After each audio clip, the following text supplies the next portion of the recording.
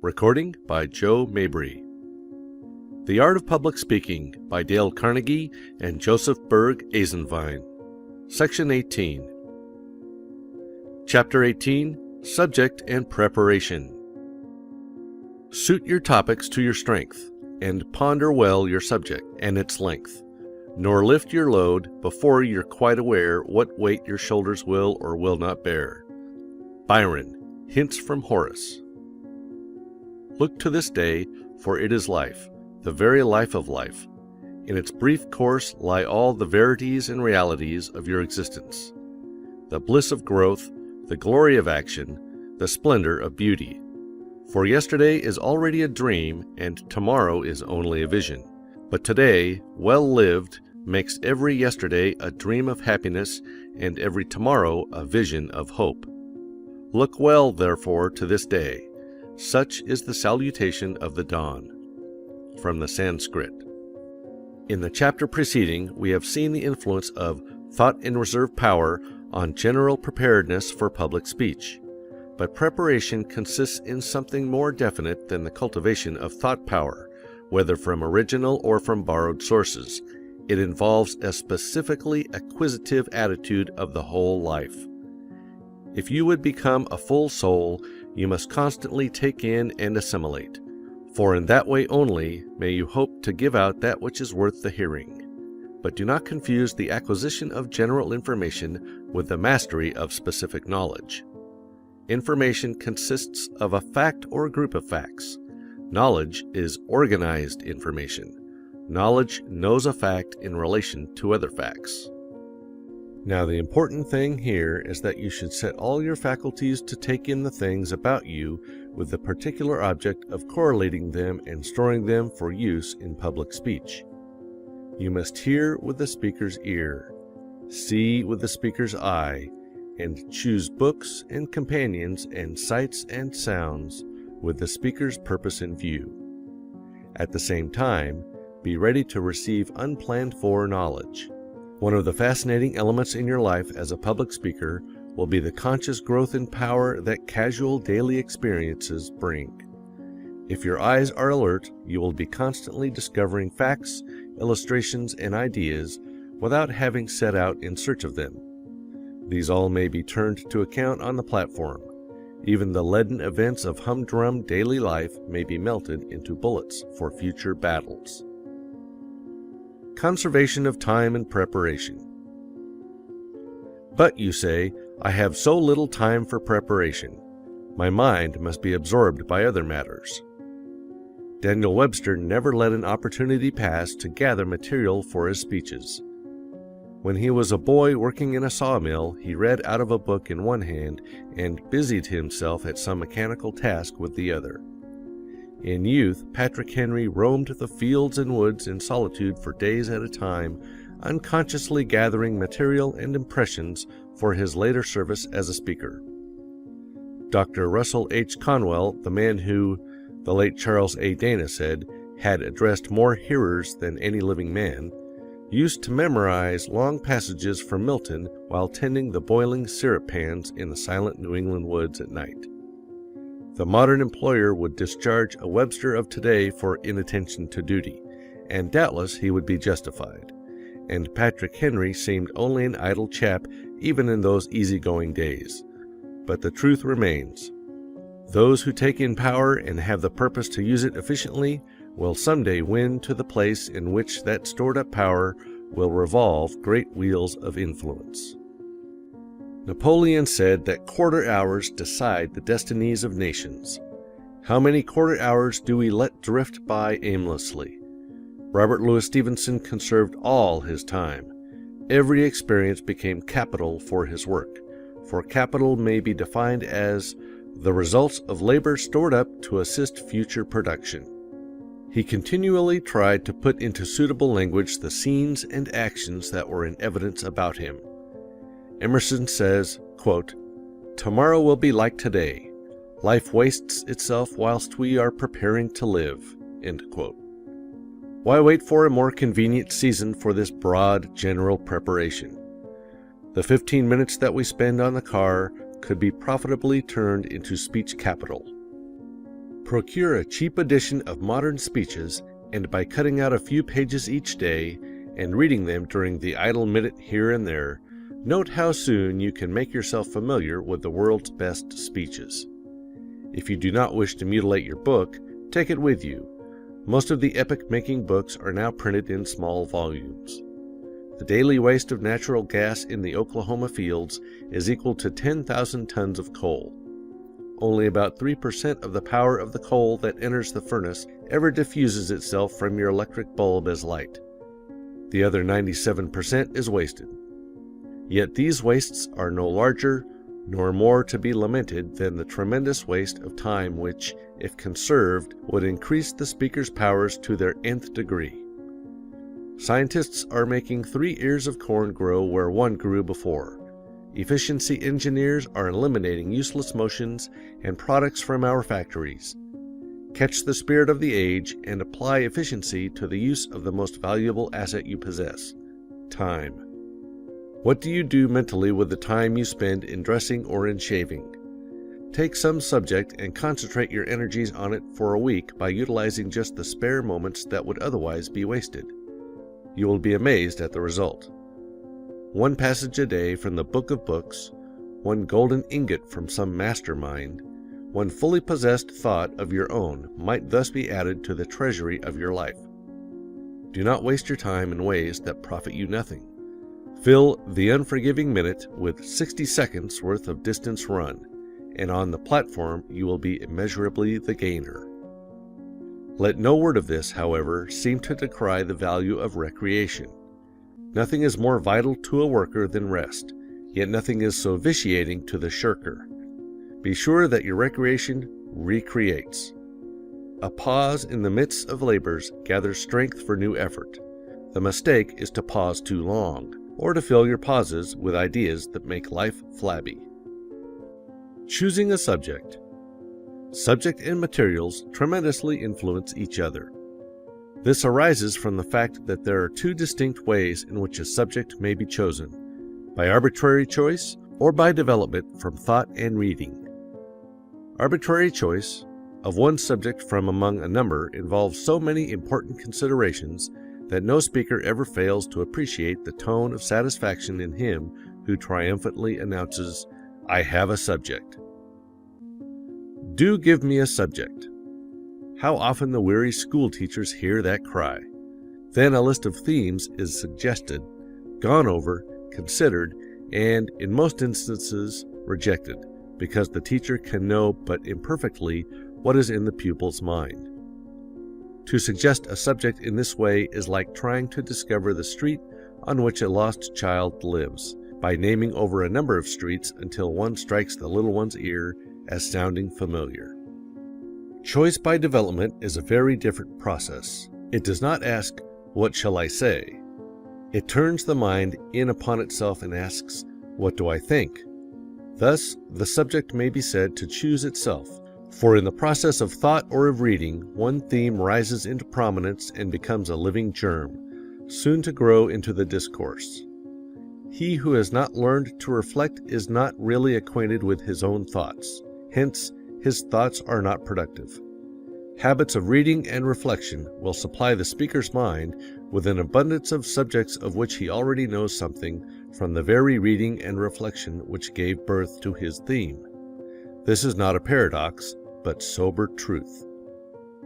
It must be already apparent that the choice of a subject by development savors more of a collection than of conscious selection. The subject pops into the mind. In the intellect of the trained thinker it concentrates, by a process which we have seen to be induction, the facts and truths of which he has been reading and thinking. This is most often a gradual process. The scattered ideas may be but vaguely connected at first, but more and more they concentrate and take on a single form until at length one strong idea seems to grasp the soul with irresistible force and to cry aloud, "Arise, I am your theme. Henceforth, until you transmute me by the alchemy of your inward fire into vital speech, you shall know no rest." Happy then is that speaker, for he has found a subject that grips him.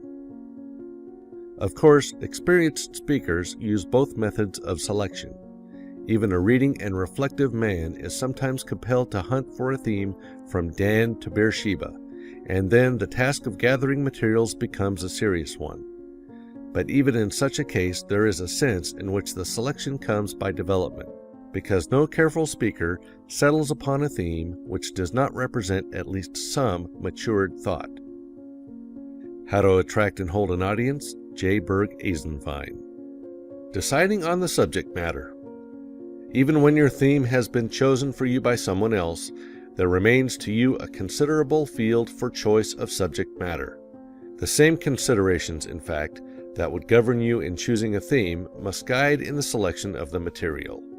Ask yourself, or someone else, such questions as these.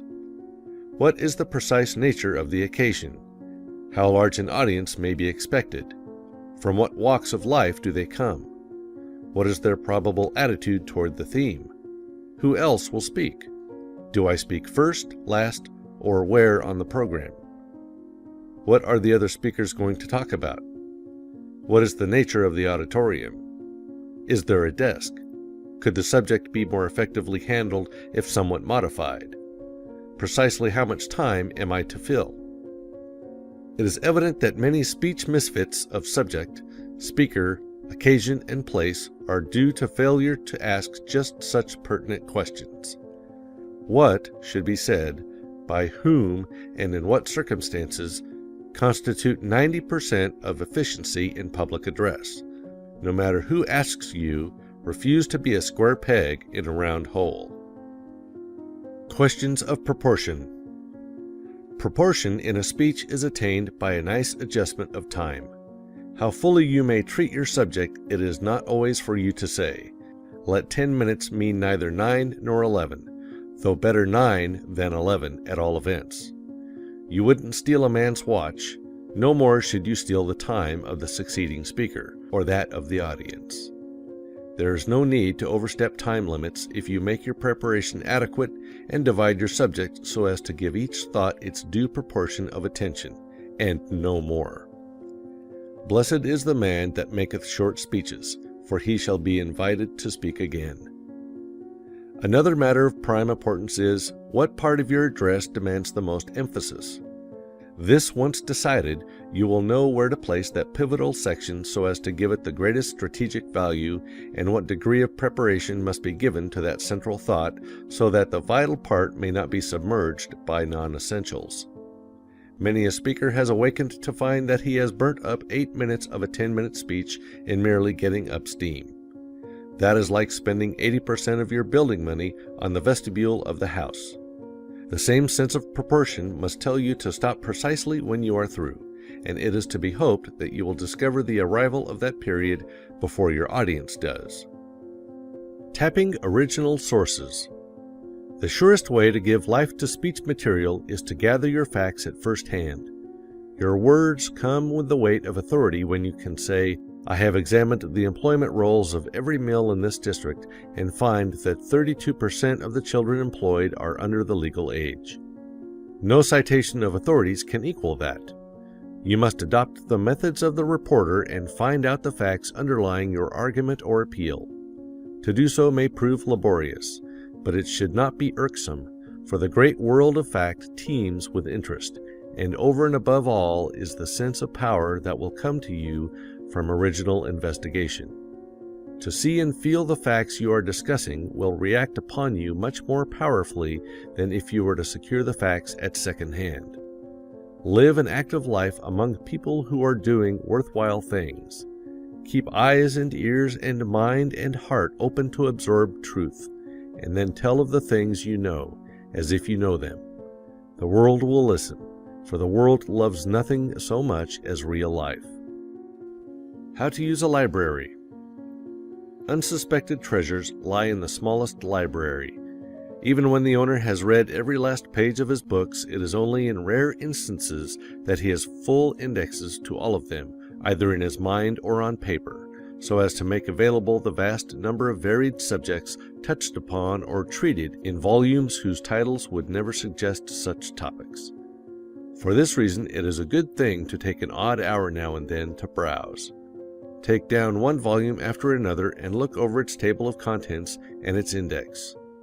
It is a reproach to any author of a serious book not to have provided a full index with cross-references. Then glance over the pages, making notes, mental or physical, of material that looks interesting and usable. Most libraries contain volumes that the owner is going to read someday. A familiarity with even the contents of such books on your own shelves will enable you to refer to them when you want help. Writings read long ago should be treated in the same way. In every chapter some surprise lurks to delight you. In looking up a subject, do not be discouraged if you do not find it indexed or outlined in the table of contents. You are pretty sure to discover some material under a related title. Suppose you set to work somewhat in this way to gather references on thinking. First, you look over your book titles, and there is Schaeffer's Thinking and Learning to Think. Near it is Kramer's Talks to Students on the Art of Study. That seems likely to provide some material, and it does. Naturally, you think next of your book on psychology, and there is help there. If you have a volume on the human intellect, you will have already turned to it. Suddenly you remember your encyclopedia and your dictionary of quotations, and now material fairly rains upon you.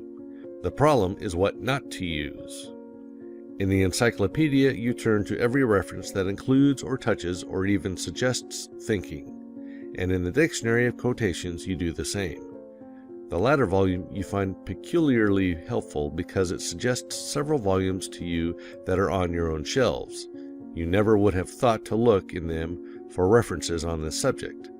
Even fiction will supply help, but especially books of essays and biography. Be aware of your own resources. To make a general index to your library does away with the necessity for indexing individual volumes that are not already indexed. To begin with, keep a notebook by you, or small cards and paper cuttings in your pocket and on your desk will serve as well. The same notebook that records the impressions of your own experiences and thoughts will be enriched by the ideas of others.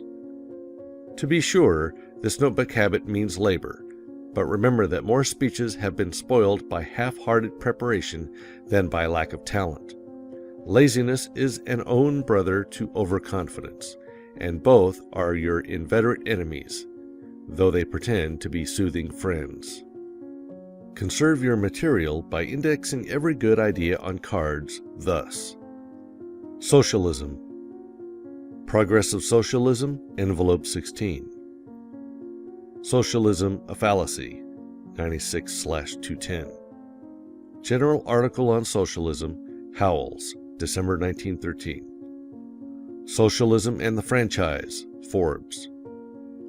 Socialism in Ancient Life, original manuscript. Envelope 102. On the card illustrated above, clippings are indexed by giving the number of the envelope in which they are filed. The envelopes may be of any size desired and kept in any convenient receptacle.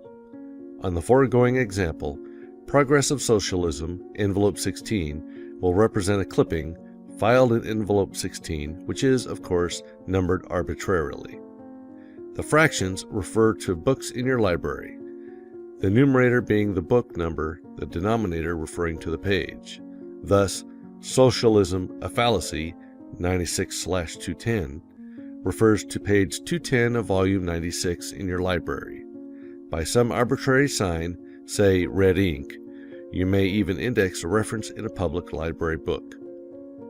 If you preserve your magazine, important articles may be indexed by month and year. An entire volume on a subject may be indicated like the imaginary book by Forbes. If you clip the articles, it is better to index them according to the envelope system. Your own writings and notes may be filed in envelopes with the clippings or in a separate series. Another good indexing system combines the library index with the scrap or clipping system by making the outside of the envelope serve the same purpose as the card for the indexing of books, magazines, clippings, and manuscripts, the latter two classes of material being enclosed in the envelopes that index them, and all filed alphabetically.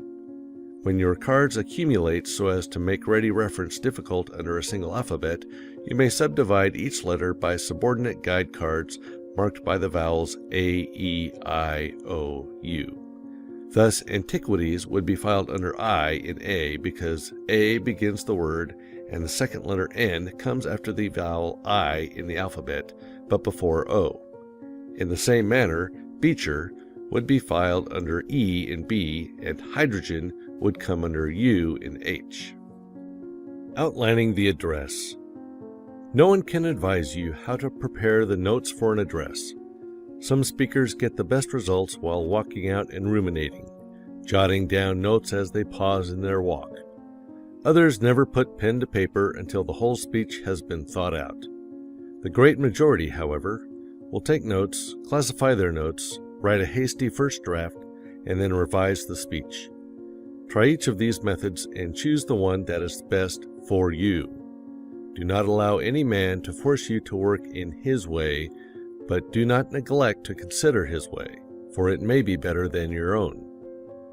For those who make notes and with their aid write out the speech, these suggestions may prove helpful.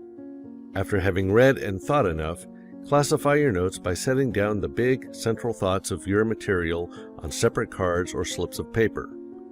These will stand in the same relation to your subject as chapters do to a book. Then arrange these main ideas or heads in such an order that they will lead effectively to the result you have in mind, so that the speech may rise in argument, in interest, in power, by piling one fact or appeal upon another until the climax, the highest point of influence on your audience, has been reached. Next, group all your ideas, facts, anecdotes, and illustrations under the foregoing main heads, each where it naturally belongs. You now have a skeleton or outline of your address that in its polished form might serve either as the brief or manuscript notes for the speech or as the guide outline which you will expand into the written address, if written it is to be. Imagine each of the main ideas in the brief on page 213 as being separate. Then picture your mind as sorting them out and placing them in order. Finally, conceive of how you would fill in the facts and examples under each head, giving special prominence to those you wish to emphasize and subduing those of less moment. In the end, you have the outline complete. The simplest form of outline, not very suitable for use on the platform, however, is the following. Why prosperity is coming. What prosperity means. The real tests of prosperity. Its basis in the soil. American agricultural progress. New interest in farming. Enormous value of our agricultural products. Reciprocal effect on trade. Foreign countries affected. Effects of our new internal economy. The regulation of banking and big business on prosperity. Effects of our revised attitude toward foreign markets, including our merchant marine. Summary. Obviously, this very simple outline is capable of considerable expansion under each head by the addition of facts, arguments, inferences, and examples. Here is an outline arranged with more regard for argument. Foreign immigration should be restricted. Adapted from Competition Rhetoric, Scott and Denny, page 241. 1. Fact as cause. Many immigrants are practically paupers. Proofs involving statistics or statements of authorities. 2. Fact as effect. They sooner or later fill our almshouses and become public charges. Proofs involving statistics or statements of authorities. 3.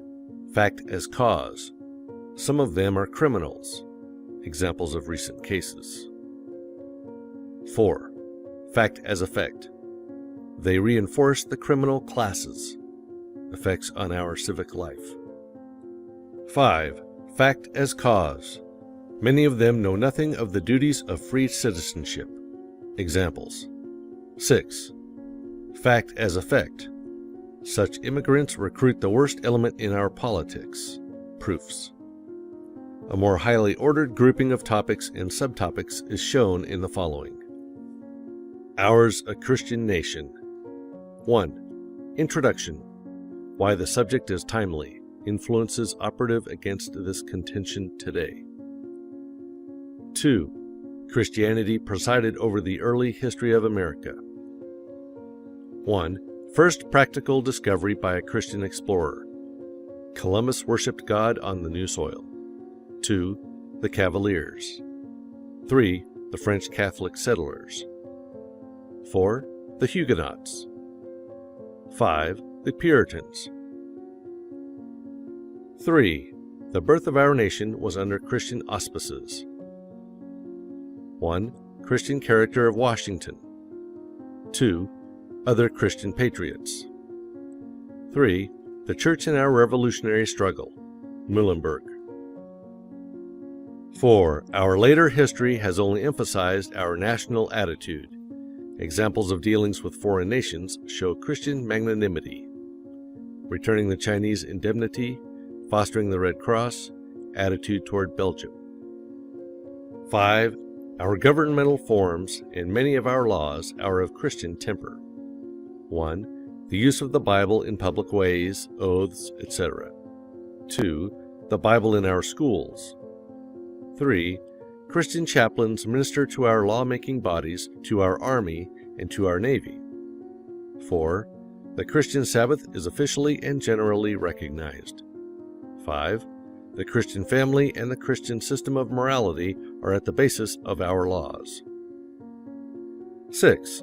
The life of the people testifies of the power of Christianity. Charities, education, etc. have Christian tone. 7. Other nations regard us as a Christian people. 8. Conclusion. The attitude which may reasonably be expected of all good citizens toward questions touching the preservation of our standing as a Christian nation. Writing and revision. After the outline has been perfected comes the time to write the speech, if write it you must. Then, whatever you do, write it at white heat, with not too much thought of anything but the strong, appealing expression of your ideas. The final stage is the paring down, the revision, the seeing again, as the word implies, when all the parts of the speech must be impartially scrutinized for clearness, precision, force, effectiveness, suitability, proportion, logical climax. And in all this you must imagine yourself to be before your audience, for a speech is not an essay, and what will convince and arouse in the one will not prevail in the other. The title. Often last of all will come that which in a sense is first of all, the title, the name by which the speech is known. Sometimes it will be the simple theme of the address, as The New Americanism by Henry Watterson. Or it may be a bit of symbolism typifying the spirit of the address, as Acres of Diamonds by Russell H. Conwell. Or it may be a fine phrase taken from the body of the address, as Pass Prosperity Around by Albert J. Beveridge. All in all, from whatever motive it be chosen, let the title be fresh, short, suited to the subject, and likely to excite interest. Questions and exercises. 1. Define A. Introduction, B. Climax, C. Peroration. 2. If a 30-minute speech would require 3 hours for specific preparation, would you expect to be able to do equal justice to a speech 1/3 as long in 1/3 the time for preparation? Give reasons. 3. Relate briefly any personal experience you may have had in conserving time for reading and thought. 4. In the manner of a reporter or investigator, go out and get first-hand information on some subject of interest to the public. Arrange the results of your research in the form of an outline or a brief. 5. From a private or a public library, gather enough authoritative material on one of the following questions to build an outline for a 20-minute address.